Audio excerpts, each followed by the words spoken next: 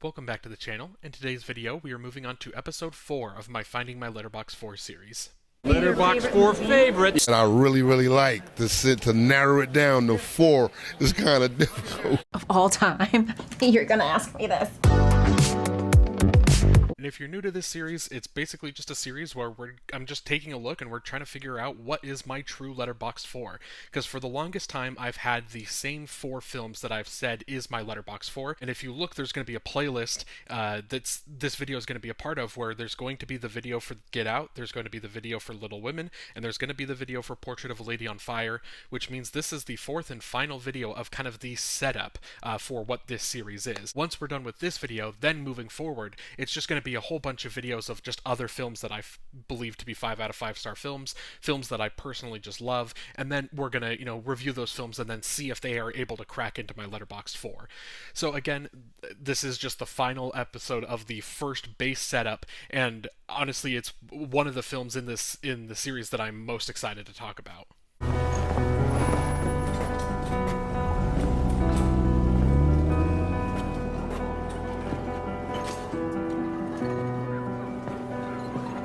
All unemployed, Ki-taek's family takes peculiar interest in the wealthy and glamorous Boks for their livelihood until they get entangled in an unexpected incident.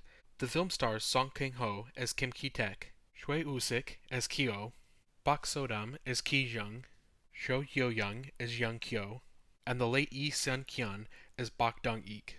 Parasite is a South Korean drama thriller released in 2019 and was directed by Bong Joon-ho. The film is rated R for language, some violence, and sexual content. Parasite was nominated for 6 Academy Awards and won 4. Its biggest win of the night was when it became the first non-English language film to win Best Picture. Bong Joon-ho won for Best Director and Best Original Screenplay, and South Korea won for Best International Film. The film was also nominated for Best Editing and Best Production Design. Then before we get into the real review here, there's a couple things I want to point out first. The first thing is, first off, I would like to apologize for probably butchering every single name throughout the duration of this video. Obviously not very fluent in Korean, so trying my best with some of the pronunciations, but I'm sure I'm going to butcher all of them, so again, apologies for that. The second thing that I do want to point out is, much like just exactly like in my Get Out video, I am going to do a spoiler section in this video. This is one of those, a couple of the videos in this series, I've been able to kind of talk about what I really love about the film without going too much into spoilers. I think this is like Get Out, where it's one of those where it's hard to explain a lot of what's really great about the film and what I really love about it without talking about what kind of happens in the second half of this film. So if you haven't seen this film, obviously, again, the entire point of this series is these are all 5 out of 5 films. These are films that I love. So I obviously recommend you go see Parasite if you haven't yet. If there will be you'll see the markings and the timestamps down below. You'll see at what point there is the spoiler. So if you do want to watch until that point, you will see the spoiler section that's right at the end of this video. And then obviously, if you've seen the video, obviously stick around for the whole thing. But the first thing that I do want to talk about is Bong Joon-ho, the director, and his obviously everything about this film really just comes together because of him. And this is another one of those films where I've long said this, that a lot of my favorite films typically have the same writer and the same director, because it's one of those films it's one of those things where if you're the writer, or I guess I should say, if you're the director and you're directing a film and you're putting everything to setting up the scene, it's so much more helpful when you're the one that wrote the script, and when you wrote that script knowing what you were seeing, and then when you're directing, it's easy for you to pull pieces, and put them into place exactly how you saw the scene setting up. Obviously, if you're reading someone else's script, maybe you interpret kind of what they had in a different way, and sometimes that's for the better, sometimes, and I feel like a lot of times it's probably a little bit for the worse, because obviously whoever's writing the script has a very clear kind of vision and idea of how they're setting it up, and then if you're also the director, you're also the one that is, behind the camera, really kind of staging it and setting it and crafting it exactly how you want it, and the way that you wrote it to be. Obviously, I think when that all just works together, that's what really, for me, is what kind of creates like a very special film. And so the first thing that I do want to talk about with Bong Joon-ho is the brilliant script, and just how smart it is and how intelligent of a script it is. This is one of those films where Again, at this point in my life, I was watching, especially this year, 2019. I'll talk about this a little bit later as well in this video, but this was kind of the first year that I was like really, really getting into film, and this is just was instantly one of, I think, just one of the smartest and the most like well put together scripts. Where once the film was done, I remember just kind of like looking back and thinking about previous scenes and how they were implemented, some of the themes, some of the ideas that some of the characters talk about, and just kind of like putting that all together and realizing like, oh, every single thing that happens kind of later in the film is either, kind of set up early in the film, or maybe necessarily it wasn't necessarily set up particularly earlier in the film, but when the scene comes on, it's just such an integral part that is just very smartly written and very well put together. And so for me, that was one of the biggest things that I just loved about this script and this story, is just the way that, I mean, specifically, I guess this isn't much of a spoiler, but just talking about some of the class dynamics that are discussed in this film. Obviously, we'll talk about, when we get into the spoiler section, we'll talk about a little bit more of what I mean by that, but just kind of, you obviously have a really wealthy family and you have kind of a poorer family, and kind of just the dynamic that they have based off of each other, how certain events, certain weather events that happen toward the end of the film, how that kind of plays into the dynamics of how one thing can affect different people of different classes and who are at different stages of their life, in a sense. And there was just so many things about this film that I just remember seeing this and leaving the theater just being like, that was so much different than what I thought it was going to be, and just so much more intelligent, especially of a script. And kind of the next thing I kind of want to talk a little bit about, in kind of correlation with the directing, is the acting. 대학교 들어가면 정식으로 사귀자고 하려고요. 진지하게.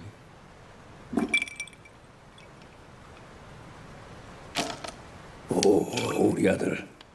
그럼 이 집이 이게 너의 처갓집이 되는 거네? 이봐, 나 그럼 이거 사돈댁 설거지하고 있는 거야? 그런 거지. 사돈 어른 반스 빨고 며느리 양말 빨고. This is one of those unique stories where a lot of the character and their development, I think I give a lot of the credit to the script, so that it seems like I'm talking about a lot of things, but I think it all kind of ties together. There's a lot of stories where there's characters, and I think you can tell a lot of times you're watching a movie and characters just exist solely because it feels like you need some extra characters, or it feels like you need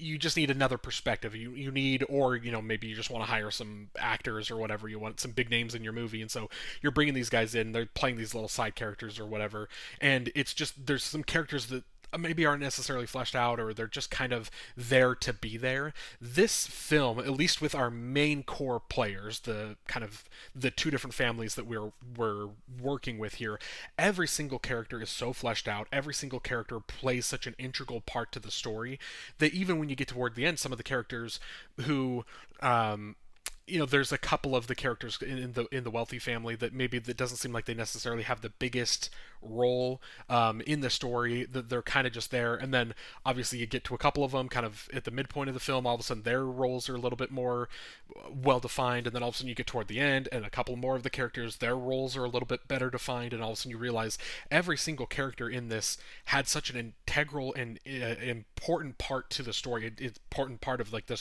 puzzle that gets put together.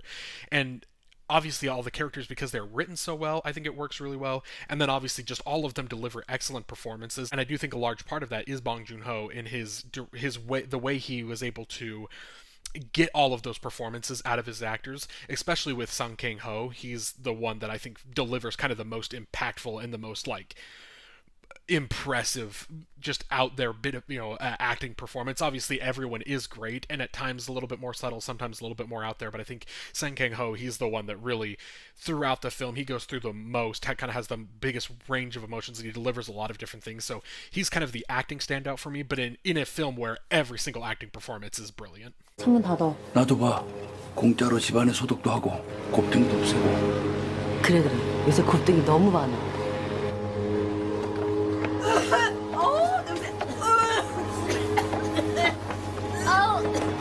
내가 아까 닫으라 그랬지? 닫을까요?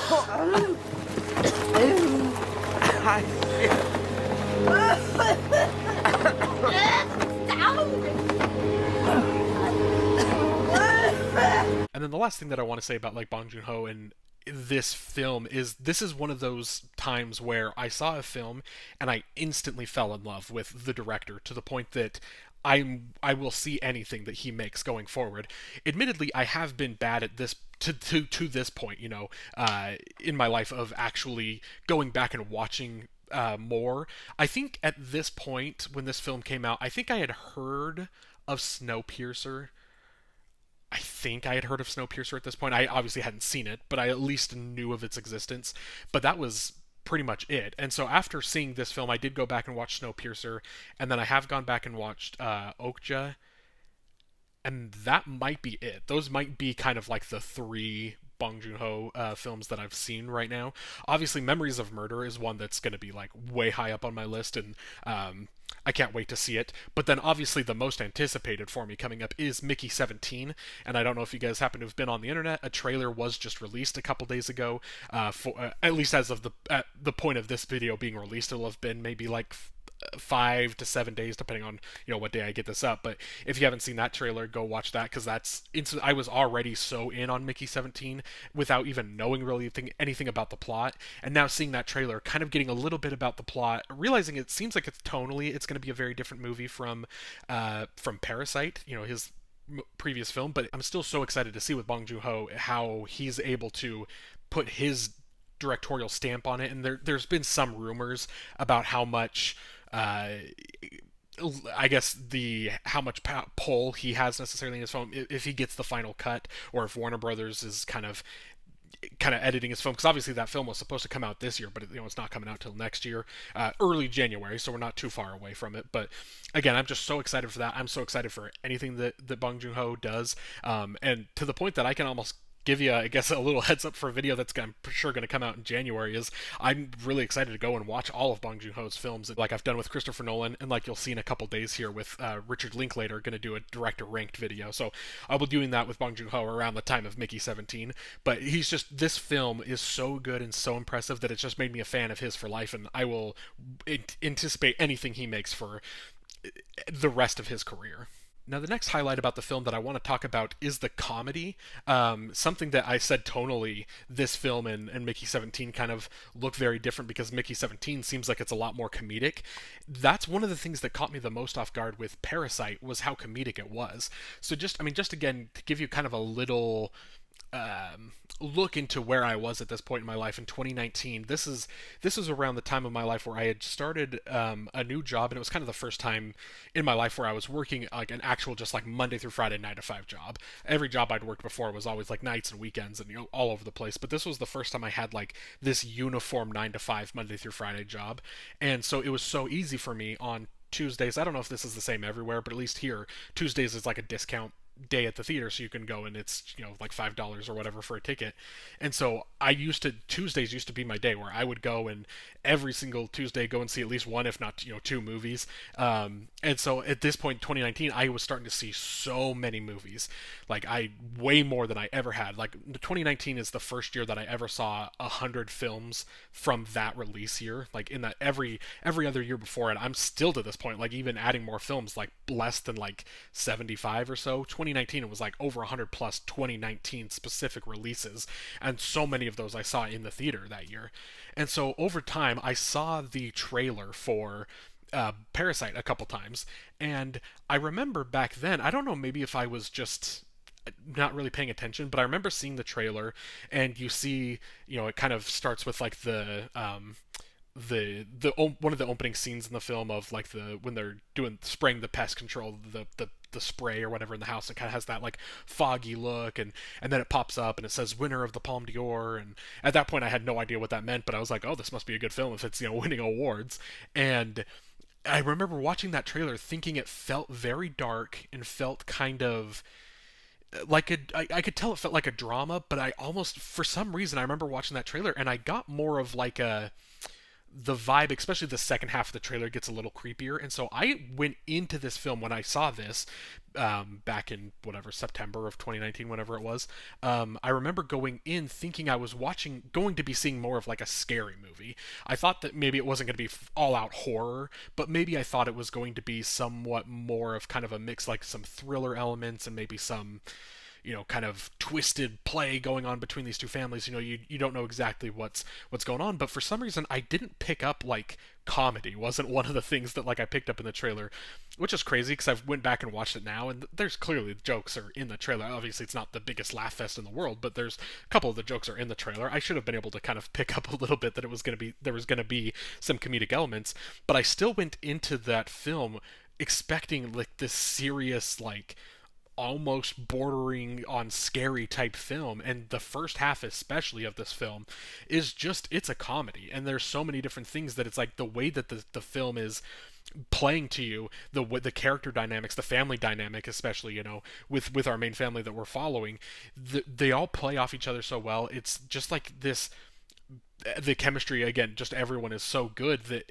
even like kind of simple little jokes here and there, I remember I was just like, I was audibly laughing in the theater, and I wish I had seen this with a lot bigger of a crowd. There wasn't that many people in my showing, but you could hear a couple of us at each of these kind of moments. It was kind of like the little chuckles, and there was a couple times where I remember kind of sitting there thinking like, are we supposed to be laughing? Like, is this supposed to be funny? Because I had just went in totally wired that I was getting this full on, bordering on a horror type movie, and all of a sudden realizing for the first half of this film that I was like, this is actually pretty funny, and it's good comedic writing as well. Like, it's very smart in the way that they do the comedy early in the film. And the next, technical element that I want to talk a little bit about is the production design. Now, I mentioned in my Get Out video that back in 2017, that was the first year that I really kind of discovered film criticism and commentary and just discussions as kind of its own little thing on YouTube, as its own little section, little corner of YouTube. And so at this point, I had, for the last, from 2017 to 2019, I'd maybe been kind of watching a couple channels here and there. It was mostly your Chris Stuckmans. Austin Burke was another one of my big early YouTube guys that I really watched a lot of their videos. Obviously, got to mention, Jeremy Johns as well. But once I had gotten to 2019, again, I talk about how this was when I was really watching movies. Like, I was seeing so many movies. This is when I really kind of broke into so many different channels on YouTube, and there was a lot of people. And so one of the channels that I still watch to this day, but I watched a ton back then, it's called Breakfast All Day, and I haven't seen their review since, but they said something in their review for Parasite that just stuck with me. And I think if I remember right, I think they maybe were kind of saying it a little bit tongue-in-cheek, but they talked about how the house in Parasite is a character of its own, and talking about how obviously you've got all of your characters, but like the house plays such an important and such a big role that it truly is his own character. Again, kind of something that, like, I'm sure they kind of were saying it a little tongue in cheek because at this point they're like professional film critics that had been kind of talking about that type of argument or that point or criticism or whatever in previous films or whatever. But for me, someone just new getting into film, I remember hearing that thinking like, oh, that's so smart, like that is so true. Like the house in this film is such a unique and interesting bit of the story that I think it really does, it really does kind of act in some scenes as its own character. It acts as an entity within the story itself. And obviously, there's just the beautiful production, the architecture of the house inside is beautiful, outside is beautiful, and then it's just such a, just not only their house, but both families' houses. You'll see in the film that there's such great storytelling that is being told just by the appearance and the state of each of their houses. And then obviously as the film goes on, like we're going to talk about in the spoiler section, how the house then continues to play more of an important character, just as the film goes on. But it's really worth just again highlighting how beautiful and how grand, and just this story wouldn't have worked if the house wasn't as, again, just as stunning and as marvelous and just grand as it is. So it really does deserve a shout out. The next thing that we're going to talk about is the editing of the film, and this is one of those things I'm trying to think off the top of my head. So this was 2019, so obviously it was nominated for editing. It didn't win. I think it was Ford v Ferrari.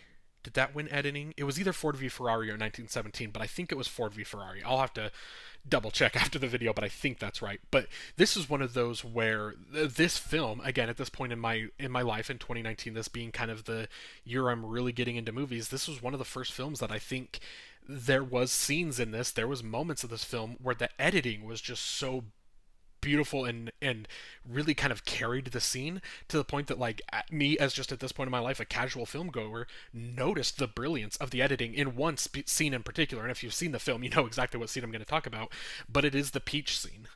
집사람한테 카톡 보내려고 셀카를 찍는데 이분이 뒤에 보이더라 말입니다. 어디 통화하고 있는 거네 지금? 그게 제가 들으려고 들은 게 아니라 제가 들으려고 들은 게 아닌데 통화 내용이 또 들려오니까 어쩔 수 없이 저런 카톡. 아버지, 지금 감정이 너무 막 여기 위에 올라가 있는데 그거 좀 여기까지 좀 내려보세요. Honestly, is just truly one of the best like scenes ever in a movie to me. Honestly, it's just such a beautiful like an intense and like amazingly just well put together, incredibly paced scene. And if you haven't seen the film and you want to just see the scene, you can like I'll maybe try and find a link to it and put a link in the description of this video as well. But there's like YouTube videos of just like the peach scene where you can go and and watch that and just see again how beautifully put together it is, along just the pacing of it with the editing put together with the score, which is going to be the next thing I talk about here in a couple minutes. But just everything about the film, just where it's all just again just clicking, the pacing of it, where you're cutting in again just so many different elements of this, where you're cutting in scenes from the past, you're cutting in present day, you're cutting in different characters that are in different points. Obviously you've got like the dad and then the mom of the other family, they're kind of together. You have the family kind of reciting their lines or whatever within like the speech that they're giving, kind of cutting back in. Then you've got the maid as she's kind of out doing her thing, then her kind of going to the hospital, things like that, where it's just like all these elements that are piecing together. And I think with any a lesser film, I think obviously they probably wouldn't have put this all together in such a neat little package the way they did, but obviously putting it all together the way they did just made it such a riveting scene. I think maybe the scene lasts 5-ish minutes, maybe a little bit more, but just again just the editing in that one scene alone was so amazing that for me I was really like, that's as you could tell, obviously I just love the film, but this would have been like, I would have not obviously nominated it, but then I would have made it if I had the choice. Like this would have been my winner, for the editing Oscar, just for this one scene of how amazing this was all put together. And that's just to say, obviously this is the best highlight. And I think if I remember right, usually the editors at the Oscars, they have like kind of a bake off where they show different clips and they show different reels. And this obviously was probably the scene that they showed. But just because this one scene's so edited brilliantly, that does, obviously the rest of the film is equally as brilliant. This obviously is just the most, I think, put together kind of highlight package of it. But there's just so many scenes all throughout the film of the way things are edited, the way things are shot, kind of again, kind of editing along with the script or editing along with the story of certain things getting revealed, but some things get shown to you early in the film, but you don't necessarily know what it means until later. And then all of a sudden, how the editing plays a part of that, revealing things as the film goes on. Everything about just like the editing of the film, it makes it very tight. It makes it very just an intense and very captivating, 2 hours and 10 minutes, I think is how long this film is. Just all put together, just really creates just a very just authentic and very just put together film. And then the last thing that I want to do a quick little highlight on, like I just said a couple seconds ago, is the score of the film. This is one of those where, especially, I remember, obviously I've seen Parasite a dozen plus times at this point now in my life, but each time I'm always kind of like taken aback by like how it instantly kicks in. Like early in the film, the score kind of kicks in pretty instantly. And I should mention again, apologies, I'm going to butcher this name, Jung the second. He is the composer of the film. Seeing the impact that the score has almost immediately in the film, how it's used in integral points of the film, of like, again, they mentioned the peach scene, the peach montage in the second half of the film, when things are kind of the story is going in a little bit different of a direction, the way that the score kind of changes along with that. And then just the score at the end of the film, like the final scene leading into the credits, is just so beautiful. Like just a beautiful piece of music to me that just like really cements not only that final scene, but just kind of, again, just cements the whole story to me. And it's just, I love whenever a film has music that can do that for you. And it's something that's interesting. I mentioned this in a couple, I don't know if it was my Portrait of a Lady on Fire video, or maybe it was Alien, one of the last videos I did on my channel. I mentioned where it's like all of these videos that I'm doing these reviews on, these films that I love, every time I'm almost highlighting the score, and it's almost like that's a prerequisite of like having a great film. You have to have great music alongside, or just the music kind of is maybe carried by the film, but either way it just becomes such a symbolic piece of when I finish this film and I'm hearing that score that's playing as it's leading into the credits. It just really kind of makes me just like realize, like, take a deep breath and be like, I just witnessed, like, I just watched a amazing film. I just watched something very beautiful, very, potentially tragic, based on the film or whatever. But when the score just kind of like has you just in that moment thinking about the entirety of what you just saw and kind of reliving it all very quickly in your head, I just think that that's just a brilliant piece of what brings the film together, and obviously such an integral part of making sure that the film is good. I just mentioned, right there with the score, I mentioned the very last scene of the film. So with that, we are going to jump into the spoiler section. But right before we do, we are going to, just in case if you want to hear kind of my thoughts about the film before we get into the spoiler section, I want to just kind of end the video like I end the rest of the videos in this. First thing we're going to talk about is the rating. Pretty much, is this still a 5 out of 5 star movie for me? And of course this is. And then the second question is this staying in my Letterboxd 4? And yes, I think this is. It's pretty comfortably in the third spot for me, where Get Out and Little Women are just two of my favorite films of all time. Those are the two that I said in the reviews that I don't see these ever like getting replaced, in as long as I keep the Letterboxd 4 as like a true representation of my Letterboxd 4. For Parasite, this is actually, and it's kind of interesting because you notice the Get Out 2017 and then 3 films from 2019. Parasite was my favorite film of 2019, and I had said that for the longest time.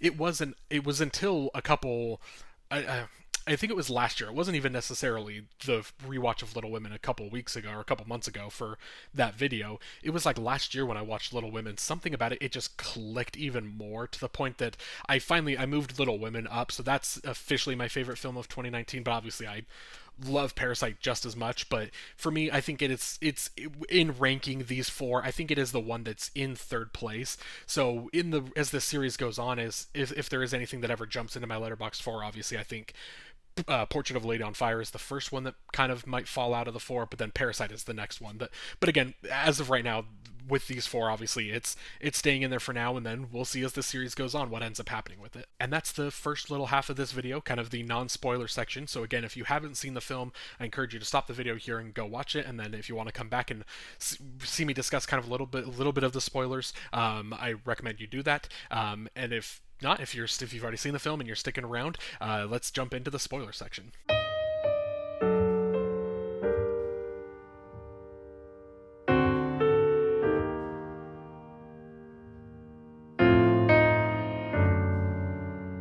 Alright, so then the first thing that I want to talk about in the spoiler section is obviously just how completely drastic the story changes once we hit kind of the halfway part of the film. And it's interesting in kind of a normal structure, I feel like, for a lot of films, is maybe there's a twist once you get to the third act or whatever, that kind of something was building for 2 acts, then it twists, and all of a sudden it's like, oh, now we're doing something happened based off of new information that was revealed.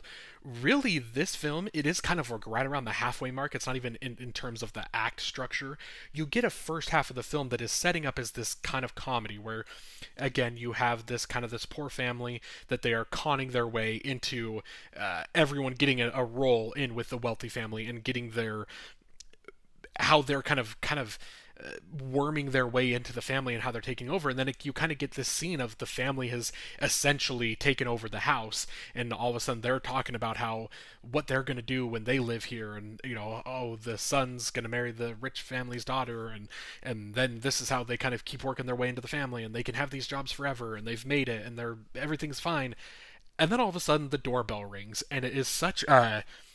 I remember seeing that in the theater, kind of going through the first half of this film being like, is this a comedy? Was this a comedy the whole time?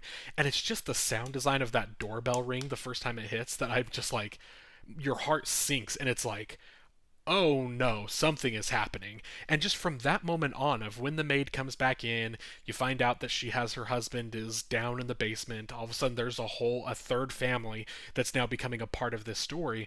and it really is just all of a sudden the whole thing is just such a drastic and different tone, and now all of a sudden there's kind of blackmail and there's secrets between these families, and what are, how are these two going to work out their differences, because obviously at this point, once kind of the maid realizes that she was wrongfully fired, and this family kind of came in and weaseled their way in and lost her job and the connection that she has to her husband who's hiding in the basement, all of a sudden this isn't some forgivable act that's going on between these families. So you've got some like very interesting dynamic between these two families, and then obviously above them you've got the Park family, and just everything that's going on with all of these families. All of a sudden it just creates this very intense and stressful and just this whole new dynamic that the entire second half of the film goes on. And so for me, it's the story just completely changing at the halfway mark is so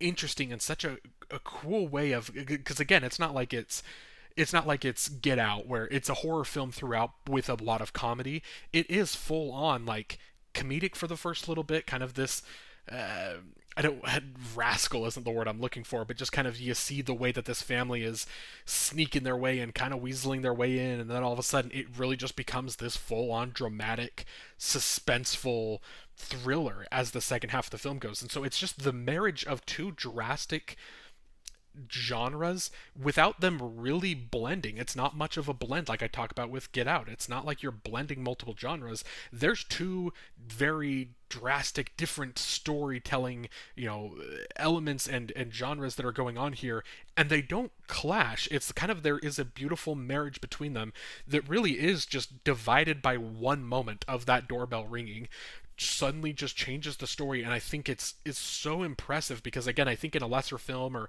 with a lesser director, maybe they don't do that good of a job of kind of either blending them or just transitioning from one thing to the other. But this film does such an excellent job to where like you're enjoying the first little half, and then the second half, once you get to that big twist, that big reveal, all of a sudden you go in and you've got a second half of the film that you are even more locked in and you are dialed in. And I was on the edge of my seat because at that point, it's one thing. I think it's a common thing for a lot of film goers to watch a film and try and predict where you're going. You try and guess the ending, or you try and guess what's going to happen in the story. This truly is one of those stories, one of those films that there's no guessing. Because it takes such a drastic turn at the midway point that all of a sudden you're watching the rest of this film on the edge of your seat because you have no idea what's going to happen. And I think that really just creates such a captivating and just brilliant film going experience. And the next thing that I want to touch a little briefly on, again, I don't want to go too much into the spoilers because obviously there's a million videos on YouTube of like all these videos. These are Parasite and Get Out specifically. You can watch so many different videos breaking down what everything means, So I don't want to go too deep into that because I really do want you to watch the film yourself and, kind of have your own opinions. But there's just things that I want to highlight or talk about. And one of them really is, it's a compliment to, like I talked about earlier, the brilliant script, the brilliant screenplay. It really is, there is just elements of something that I didn't notice the first, maybe, I mean, obviously you kind of notice it, but it isn't until the last couple times I watched it where, like, it was hitting me how big of a story point it was, and it's the whole concept of having a plan. 절대 실패하지 않는 계획이 만조라네. 무계획이야, 무계획. No plan. 왜냐? 계획을 하면 반드시 계획대로 안 되거든, 인생이. I mean, it really just kind of starts at the beginning of the film with Kim Ki-woo, obviously, again, sorry, apologies for butchering all of the names in this film, but the element of when he's helping his sister forge his resume that he can go to the Bach family and show them, the resume or whatever, and he's talking about how, like, I don't consider this forgery because I have a plan. I am going to go to school. I am going to earn this degree. Like, I am going to do all of this. And so it's just kind of interesting that the film starts with this idea of him kind of being the optimist, being the dreamer of the family, being the one that's like, yeah, I know what I'm doing is wrong, and I know I shouldn't really be doing this, but like, I have a plan, and this is what I'm going to do. This is how that we're going to make this right. This is how this is all going to go. And he just kind of keeps that same almost naive optimism as the film is going on. And then you get to that crucial scene, the scene that I just played a couple seconds ago with his father, where he's talking about, you know, the best part of like, or why you should never have a plan is because then you're never disappointed when, you know, the plans fall through. And so you kind of get this the drastic differing of opinions on whether, you know, the son in his optimism and full of joy, or, you know, again, just full of optimism, full of confidence, and things are going to work out as long as you have a plan and you follow your plan and you stick to the plan, everything's going to work out. And then you have the nihilistic kind of view of from the dad, where he's just like, no, things don't go the way they're supposed to, things don't work, there's no point in having a plan because life isn't, that's just not how life goes, it's going to be different, there's no point in making plans, everything's going to go, again, just fall apart. And so it's interesting kind of having these two very drastic views on what, you know, the idea of just the specific theme of having a plan. And then once you get to the final scene of the film, seeing how that the kind of the opinions of that still is kind of clashing against each other. Of, again, with, I talk about this in every video, I feel like, for the most part, a film that nails the ending is just, I love it more than, like, it can be so good, and then if the ending is kind of like whatever, it really can bring the film down for me. A film that's good throughout and then nails the ending really becomes one of my favorites of all time. And Parasite genuinely might be my favorite ending of all time. Again, kind of going back to talking about the idea of having a plan, because we get to the final scene of, obviously at this point, there's the maid has died, you know, kicked her down the stairs, her bled out due to her head injuries, and so then her husband escapes kind of from the basement and comes out and decides he's going to ruin the party. You know, he's going to ruin everything that's, you know, going on here with the sons of the rich family, his birthday party. And so then obviously at this point we come out, and a couple deaths here and there. Obviously the daughter there of the Kim family dies, and then at this point there's kind of the split second thing that you see with Song Kang-ho with Kim, the father of the Kim family, where he kind of, again, with no real plan, just goes and kills the dad there of the rich family, of the Park family. And so you get this whole kind of this crazy ending of a lot of deaths all happening all rapid fire, and specifically with the dad of the Kim family, with his decision of kind of with no plan, just kind of does it and then just has to figure out what to do. And so obviously he then kind of escapes, and fortunately he knew that the camera was cut, and so he was able to kind of just sneak back into the basement himself. But again, so he didn't really have a plan, and that was his only real option of what little bit of freedom he could get out of the situation, was to escape kind of out the back door and then just hide back in the basement of the house that he was just in. And then you get the scene of the son, where he is kind of then recovering from his injuries, and he just goes straight back to that blind kind of hopeful optimism, talking about his plan, talking about how he's going to go to school, he's going to get a good job, he's going to work at this job forever, and he's going to be able to, you know, make enough money, and is going to buy the house, and then all the dad has to do is walk up the stairs or come up the stairs, and they can be reunited. And it's just this, and then obviously again at this whole scene, it's playing with the score, it's just so beautiful. And then all of a sudden it just kind of cuts and it gets cold, because you're watching this and it's kind of leading you on almost in a La La Land-esque way of kind of showing you like, oh, how great it is, and then all of a sudden it cuts back to reality and being like, but until then, so long, you know, as the son says at the end of the letter. And I just love kind of the brutal and just bleak and tragic ending of this film, of how all of a sudden, you know, you've got this son where he's reverts back to just that optimism of like, this is what I'm going to do. I'm going to do this. I'm going to get a good job, and I'm going to buy that house.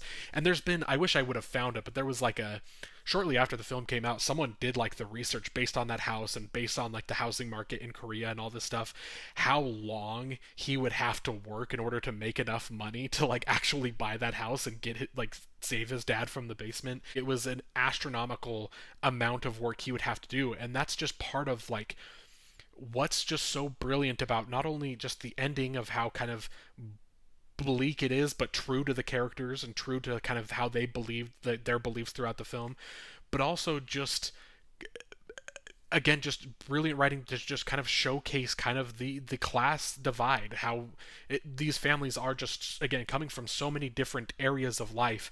And again, I said I was going to talk about it a little bit earlier. I guess I don't want to talk too much about kind of the situations that you find the families in, where you have the rich house up on the hill, or the rich family up on the hill, and then down all the way at the bottom you've got, not only do you have the poor family just living in like a apartment just really like down at the bottom end of the city, but then they're also even in the basement of that, so they're even below ground, like all the way down at the bottom. So you kind of have the story of like the class divide of like all the way down here at the bottom versus the family all the way at the top. And you talk about things like that. I talk about the weather, you talk about the rainstorm that happens in the film and how it's such a blessing for the rich family, we needed this rain, it makes it so nice, and blah blah blah. And while the poor families are just completely devastated and are completely wrecked by the storm, and how they're all kind of ending up kind of in that the shelter toward the end of the film. And so it's really just such a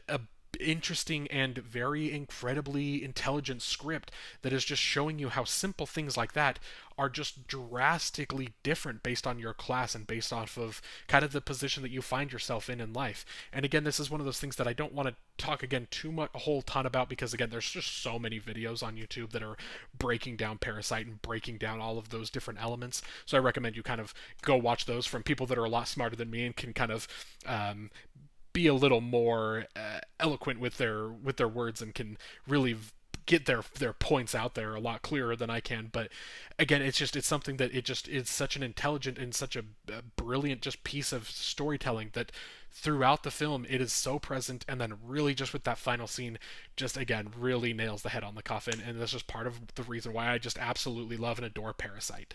And that's it. Thank you so much for watching this video. As you guys can tell, again, this is the end of the base kind of setup of this series of talking about the 4 films that are currently in my Letterboxd 4.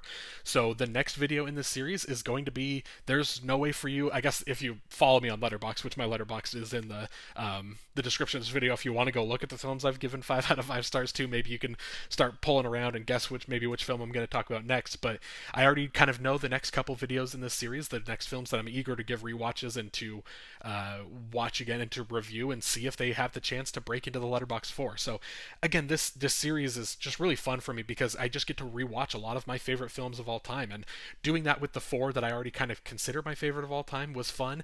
But now this is the real part for me, is I think that's going to be the most fun, is going and finding those films that maybe I haven't seen in years, decade plus, in some of these films, but I know that I gave them 5 out of 5, so let's see how they stack up against what I already consider to be my favorite film. So again, I'm just really excited for the future of this series, just because we're done with the first 4. Don't think that this series is ending anytime soon. I'm really excited to get into the next video. So if you'd like to like the video and subscribe to the channel, then, or if you turn on notifications, that way you can kind of get the be alerted when I am starting to post those videos, so you can follow along with the rest of this journey. Would greatly appreciate that if you would. And thank you so much for watching the video. Have a great day.